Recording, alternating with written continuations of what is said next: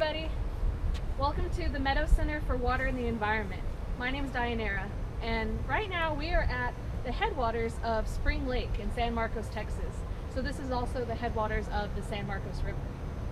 And so the Meadows Center has been around for about 15 years to serve as a research and education center, working on research, education, leadership, and stewardship for water and environmental resources, not just in San Marcos, but throughout the state, throughout anywhere where we need to protect our water resources.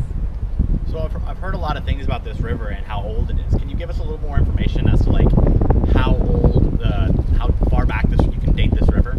Sure. So the Spring Lake is sitting on top of the Edwards Aquifer. So there are over 200 springs in this system that are bubbling up fresh water from the Edwards Aquifer. And within the underground of the lake, there's also been artifacts that have been found to date inhabitation of this area back over 12,000 to 14,000 years. And those include Clovis points and arrowheads and other artifacts that have been found to make this the longest inhabited area in North America. Cool, thank you. What sort of species inhabit this area? Why is it so important to conserve? So within the aquifer and within the lake itself, there are 8 endangered species that live here in the lake and in San Marcos. 2 of them live within the aquifer. They're the Texas blind salamander and the San Marcos blind salamander. And there are also endangered insects and plants that we help to protect, like the Texas wild rice that's here at the lake and all throughout the San Marcos River. What's this building behind you? So currently this is the offices for the Meadows Center. It's called Spring Lake Hall as part of Texas State University.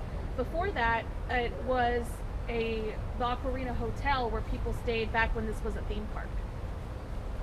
Can you tell us more about the transition from theme park to Meadows Center? Sure.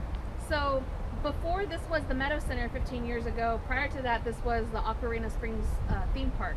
And it had all kinds of crazy attractions like Ralph the Swimming Pig. There was an underwater theater, the Aquamaids who swam through the lake. There's this also used to be an area where you could swim before we protected this area.